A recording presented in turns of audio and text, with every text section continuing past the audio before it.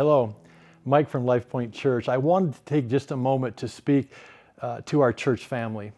With the news yesterday of 15 more days of stay-at-home orders from Governor Ducey, it's so easy to get discouraged and get frustrated.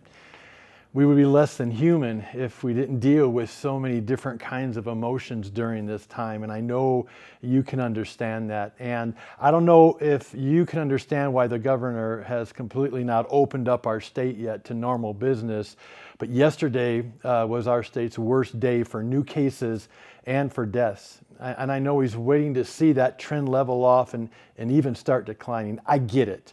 He is under a lot of pressure, and he's the one responsible for making the decisions how to keep as many people from not only contracting this virus, but succumbing to it, while at the same time, the recovery and the health of our economy here in Arizona. So it's no small task, to say the least, that he has to do. And so I just want to take a moment to encourage you today.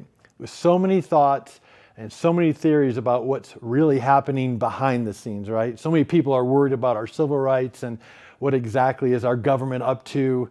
I want to acknowledge this is a very hard time for us all. There's nobody immune to those feelings.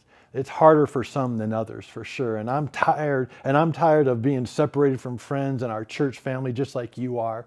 And I'm also concerned for the well-being of our entire Lifepointe Church family. We are all feeling the frustration and, for many, the desperation of this critical moment. But our lives, I want to remind you, friends, our lives are in the hands of an almighty, all-powerful, all-knowing, and all-present living God. There is no safer or secure place on the planet than in His care. And with that being said, what should we be doing during this time? First, we can continue to place our trust in God and our confidence in God and His help and His protection. I want to encourage you, as believers, we fully trust that God is in control.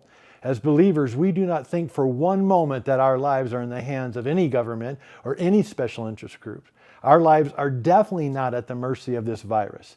I'm not saying that this virus is not deadly and something for which we need to exercise wisdom and restraint. Neither am I saying that governments or the special interest groups are not capable of trying to undermine our freedoms and the way of life that we hold dear. I'm not saying that at all. But I'm just saying that God is in control, and that's where our focus needs to be at. If we can just stop thinking about waiting for the day that we get to have church and move our attention to being the church in these times, friends, that is what we can do. Our friends and our neighbors and our businesses, they need us. They need our prayers. They need our encouragement. They need our assistance with the needs that they have because of a loss of income or their kids being out of school or a myriad of other challenges they are facing. Last, what can we do? We can turn our attention to being prepared to open our doors, preparing our church facilities, building up our ministry and our service teams to make our church the most organized and the safest place for all who come through our doors.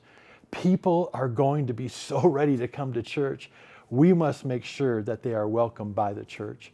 And until this infection, the trends turn around, and we have a great opportunity. We have a great opportunity to bring hope and to bring help to so many in our community and our church family. We have this opportunity to prepare for the children and the students and the young adults, the families, the individuals, the couples who have joined our church online over the months since all this started, who will eventually be coming to meet us in person.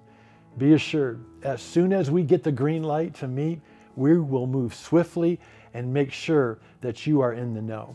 Remember, friends, our God is greater. I think we just need to tell ourselves that. Our God is in control, and our lives are in His hands.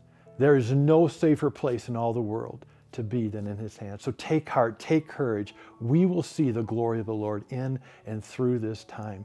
God bless you, and let's be the church.